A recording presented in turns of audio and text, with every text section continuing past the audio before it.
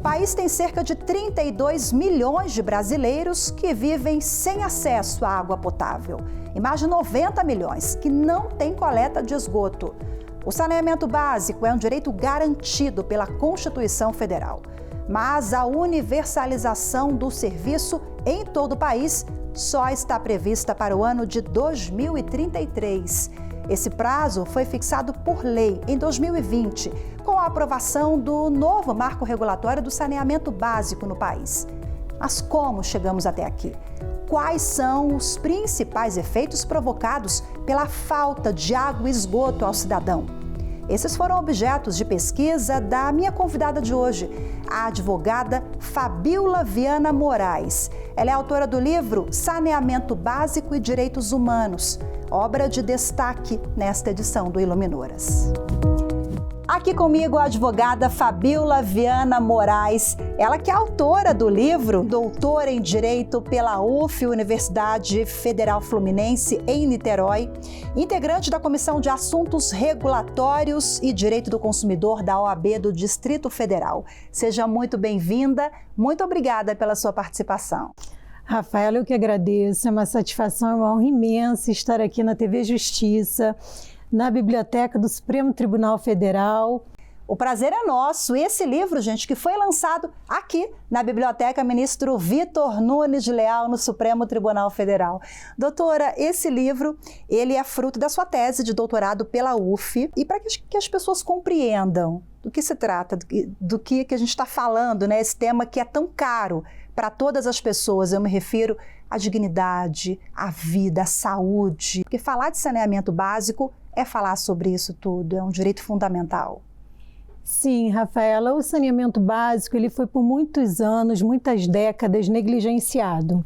Então nós tivemos recentemente um marco regulatório que modificou a lei anterior, né? Na verdade continua em vigor, mas foi uma lei alteradora, que traçou novas metas para o saneamento, buscando a universalização do saneamento, ou seja, que o maior número de pessoas seja alcançado. O marco regulatório, ele fala da universalização, traça uma meta até dezembro de 2033 para que seja alcançado 99% da população com água potável e 90% com tratamento e coleta de esgoto, né? Porque no saneamento básico nós temos 4 eixos. Nós temos o abastecimento de água potável, nós temos a coleta e tratamento de esgoto, temos a limpeza urbana e o manejo dos resíduos sólidos e também a drenagem das águas pluviais. Então, o saneamento básico engloba esses 3 eixos, mas a falta de saneamento básico, ele causa muitos problemas de saúde, né? Saúde, doenças gastrointestinais, doenças pulmonares, doenças dermatológicas, oftalmológicas, obviamente causa morte, sobretudo em crianças pequenas. E diz respeito à vida antes de tudo, porque ninguém pode viver sem água, não é? A existência humana depende da água potável. Então, quando nós falamos de direito de saneamento básico, direito ao saneamento básico, é um direito humano fundamental, contém dentro de si diversos outros direitos humanos fundamentais, como direito à vida, à existência humana, direito à saúde, direito à moradia e tem todos os seus desdobramentos, a alimentação, não é? E a dignidade da pessoa humana. Eu acho interessante que a sua obra, ela também tem vários desdobramentos ali da sociologia, da filosofia aliada ao direito. E a senhora me contava aqui nos bastidores que o ponto de partida foi ali um grupo de estudos da UF, Universidade Federal Fluminense em Niterói, que estuda justamente Jürgen Habermas, que é um autor contemporâneo, filósofo e sociólogo, que tem várias teorias, entre elas, acho que uma das mais conhecidas, a do agir comunicativo, né, da esfera pública. O que Habermas tem a ver com saneamento de direitos humanos, doutora? Tem tudo a ver, Rafaela. O Habermas nos traz uma perspectiva que vai além da evolução do Estado liberal para o Estado social. Na área do direito, nós sabemos que nós tivemos várias fases, né, de evolução dos direitos humanos fundamentais, de evolução do próprio direito, da perspectiva do direito. Mas Habermas, ele vai além disso, né? E eu tive uma grata surpresa quando eu comecei meu doutorado na Universidade Federal Fluminense, que exatamente o nosso programa, o programa de pós-graduação em Direitos, Instituições e Negócios da Faculdade de Direito da UF, tinha a linha de pesquisa do saneamento básico, exatamente porque nós estávamos diante de um novo desafio. Na época, nós estávamos aguardando ainda a promulgação da lei, mas já era um desafio para ser enfrentado. E a linha de pesquisa também de Habermas, que, como eu disse, vai além de tudo que nós costumamos ver, né, estudar ao longo do direito da evolução. O Habermas, ele trata da teoria do agir comunicativo exatamente pensando, verificando, claro, há todo um estudo, né, da filosofia do direito, que é necessária a participação de todas as pessoas que estão envolvidas num determinado processo de decisão a respeito de normas jurídicas que vão influenciar suas próprias vidas. Porque nós precisamos de normas jurídicas válidas, legítimas, estáveis e que elas sejam aceitas sem coerção, né? Que as pessoas não sejam, que elas respeitem as normas jurídicas porque elas estão convencidas de que realmente aquelas normas jurídicas são legítimas. Elas valem, têm eficácia, elas são justas, principalmente, né? E para que isso aconteça, e o conceito de justiça, todos nós sabemos, é um conceito dificílimo no direito, né?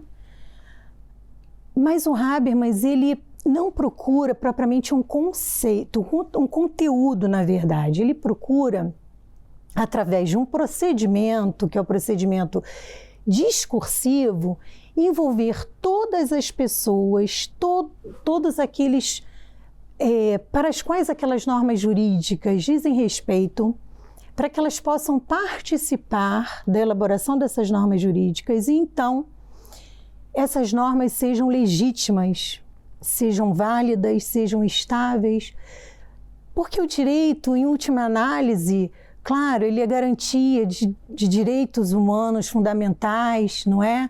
Das nossas relações em sociedade, mas em última análise ele é um instrumento da paz social. Então é preciso que as pessoas participem efetivamente dessas normas. Suas pesquisas indicam que as pessoas participam efetivamente ou participaram efetivamente das normas no que se refere ao novo marco do saneamento, por exemplo? Nós temos já, né, isso já avançou, a questão das consultas públicas, das audiências públicas, isso são formas de participação muito importantes, mas nós precisamos mais de representatividade. O que Habermas sustenta é que a nossa democracia representativa, ela não é suficiente para alcançar essa autonomia, né, que ele chama de autonomia privada e autonomia pública, ou seja, para que os cidadãos alcancem de fato, exerçam plenamente a soberania, né, do povo e para que sejam alcançados os seus direitos humanos fundamentais e, portanto, sejam cada vez mais esclarecidos a respeito do processo democrático. Então, ele fala muito da democracia participativa, que vai além da democracia representativa. E ainda dentro desse conceito de Habermas também, a democracia e a cidadania, elas caminham juntas, né? E a senhora aponta que a pessoa tem que ter um mínimo de bem-estar possível para poder se sentir ali parte da sociedade mesmo, como um cidadão de fato. Só que é curioso que eu acho que no dia a dia as pessoas não se deparam, não param para pensar, né? Em que condições vivem, porque já estão há tantos anos jogados à própria sorte, que há essa falta de percepção também por parte do cidadão do poder público? Sim, aí nós voltamos a uma outra questão, né? Ou vamos a uma outra questão que é a educação, não é? E é fundamental o esclarecimento. Kant fala muito do esclarecimento, né? Que é necessário realmente o esclarecimento para que a pessoa seja dona de si mesma, em outras palavras, né? Das suas próprias decisões, que ela seja capaz de pleitear, de reivindicar. E o esclarecimento é fundamental, mas para ter esclarecimento é necessária educação. E quando nós falamos de saneamento e nessa perspectiva do discurso, do debate, como o Habermas coloca, né? Da esfera pública, de onde saem as angústias das pessoas, da população, a partir de onde são realizados os debates, né? De forma honesta, correta, com boa fé, de forma transparente. Quando se colocam essas questões em debate, as pessoas são capazes de dizer quais direitos fundamentais, quais direitos devem prevalecer. Quando nós falamos disso, nós estamos erigindo a pessoa à autonomia pública, ao exercício da sua cidadania. Então, é preciso que todos participem. E, sobretudo, porque não é um bem propriamente, né? É um direito fundamental. E o Habermas coloca isso muito claramente. Eu vou pedir licença para a senhora agora. Daqui a pouco a gente vai falar um pouquinho mais sobre um tema sensível. Privatização dos serviços de saneamento, privatização da água e também sobre o novo marco do saneamento básico. Será que vamos cumprir o prazo? Assunto para daqui a pouquinho. Fique com a gente, o Iluminuras volta já.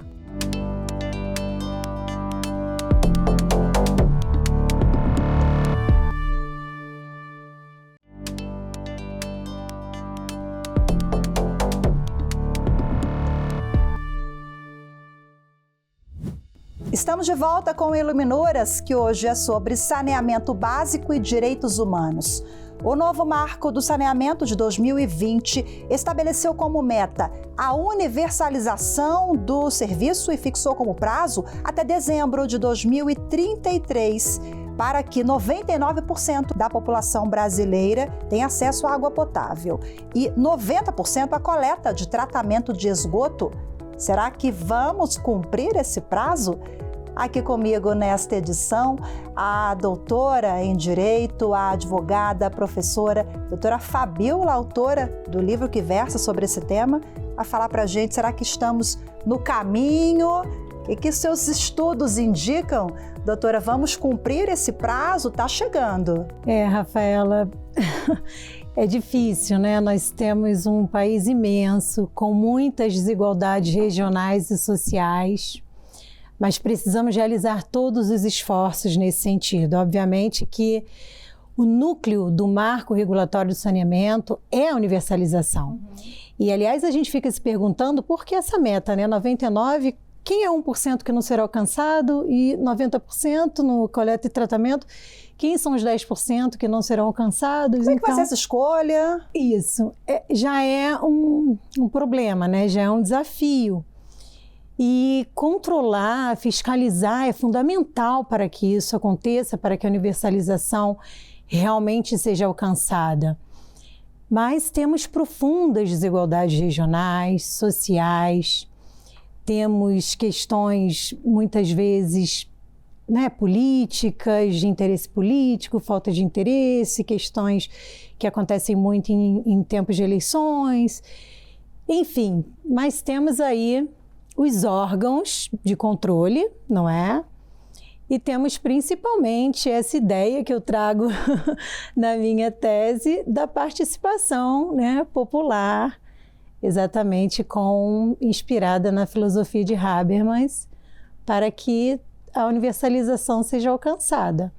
Mas precisamos de muitos investimentos, em torno de 500 bilhões, e são metas também não só do próprio marco regulatório, mas também da ONU, né, da Agenda 2030 da ONU.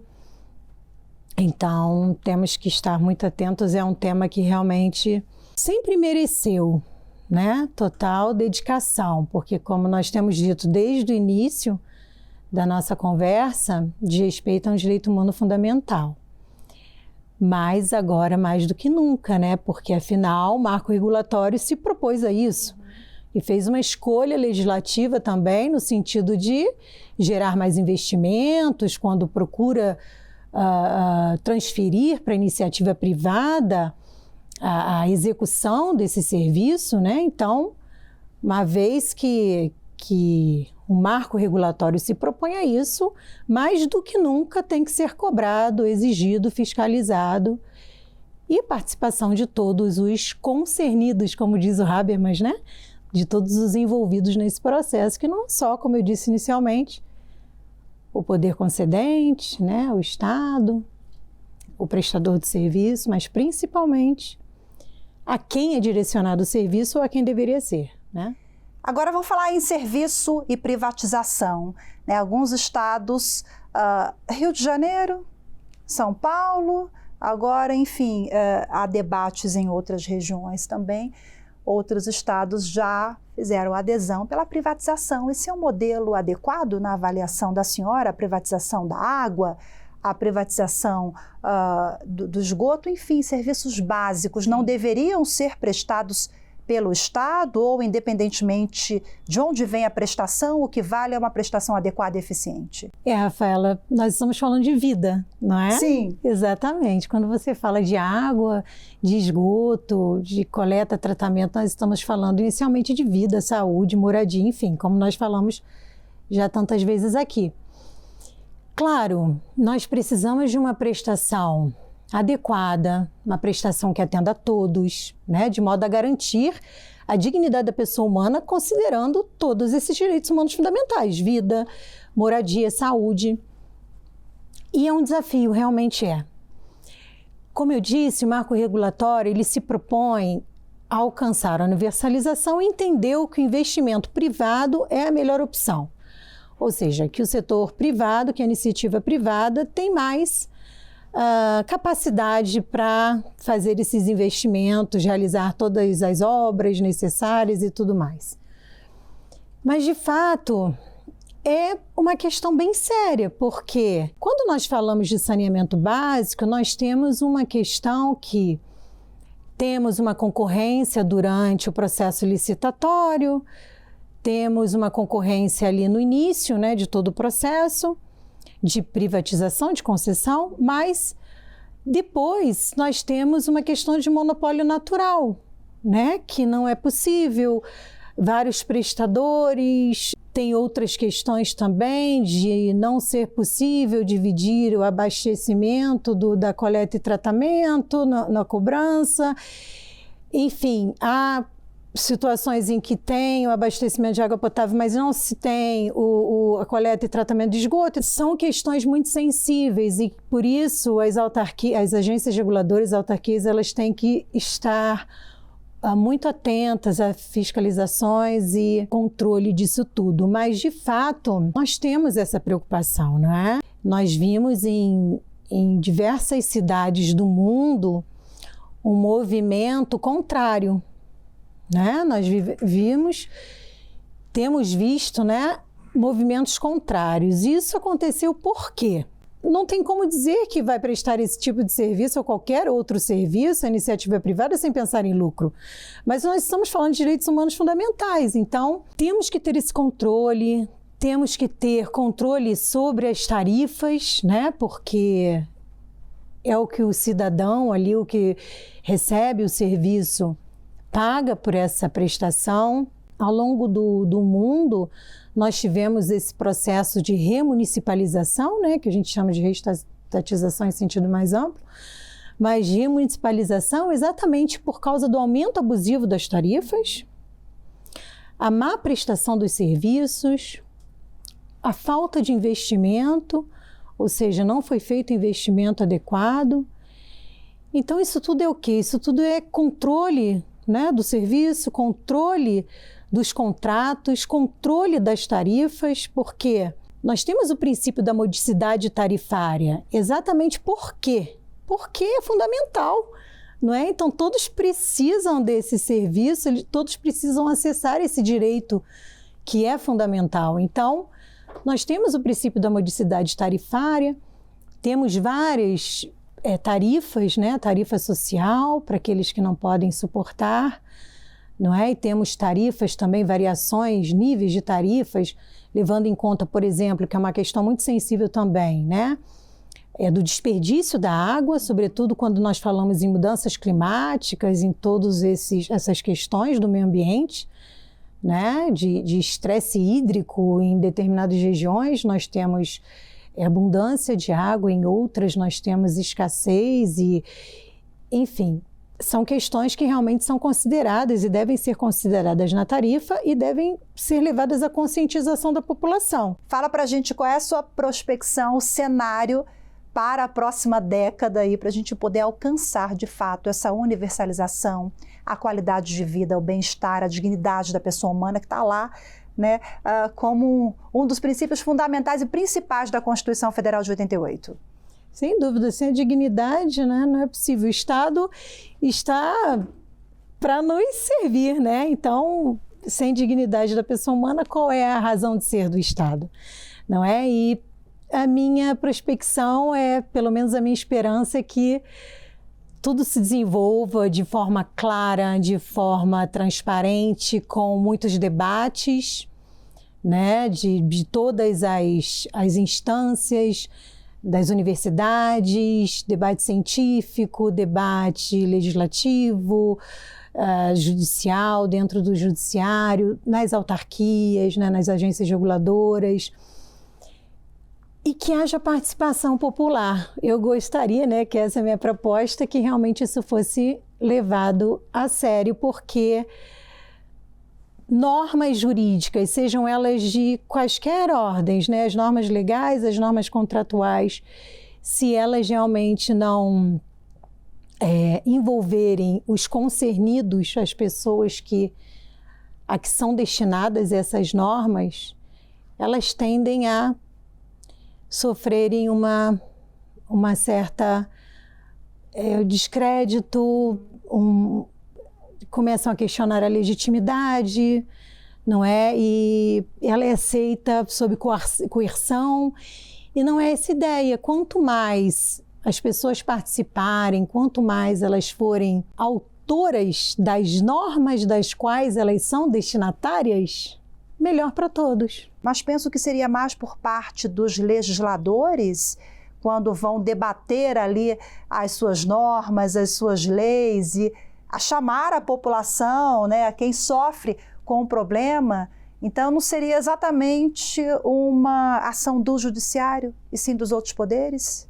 O judiciário, não é, Rafaela? Ele acaba sendo a última instância, né? Quando essas outras instâncias não foram suficientes, não é? Porque nós temos os papéis, as funções de cada poder dentro do Estado, e o judiciário já é sobremaneira carregado, todos nós sabemos disso. E, de fato, a ideia é que isso tudo se resolva na esfera não judicial, né? As questões todas do saneamento básico estejam resolvidas numa esfera que não seja judicial. Mas, obviamente, isso vai acabar chegando se não for cumprido, né? A questão de metas, de investimentos, de tarifas, observação das tarifas, que é uma preocupação muito grande, né? Foi o que aconteceu nos outros países do mundo. Claro, nós temos exemplos que deram certo, mas outros não. Então, esse movimento inverso que nós verificamos é, sobretudo, em razão das tarifas. Como se pode suportar pagar a tarifa alta, né, pelo saneamento básico, quando diz respeito a um direito humano fundamental, que acaba tendo desdobramentos em questões de alimentação, de saúde, de higiene, de moradia, enfim. E um preço alto e o serviço oferecido de péssima qualidade. Péssima qualidade, os investimentos não realizados. Então, é preciso fiscalização por parte já das agências reguladoras, que é o papel, né, das agências reguladoras, dos poderes de modo geral, mas que envolva a população, né, que é a destinatária do serviço, é a destinatária das normas. Muitas vezes, como eu estava dizendo lá no início, a questão da democracia representativa não é suficiente. Nós sabemos que muitas vezes, né, Habermas coloca isso muito bem, o discurso passa a ser retórico, não é? E não de propriamente atender às necessidades daquela população que os elegeu. Então, são falhas no sistema que Habermas, por exemplo, busca suprir, né, dentro das possibilidades que ele verificou com todos os seus estudos e pesquisas ao longo de sua vida. Parabéns, muito obrigada pela sua vinda aqui e participação no Iluminuras. Eu que agradeço, Rafaela, agradeço a TV Justiça, é uma satisfação e honra, como eu disse, estar no programa Iluminuras, apresentando a minha tese de doutorado, Saneamento Básico e Direitos Humanos. Muito obrigada. Perfeito, muito obrigada mais uma vez e muito obrigada a você também que nos acompanhou em mais uma edição. Temos um encontro marcado no próximo programa. Até lá. Tchau, tchau.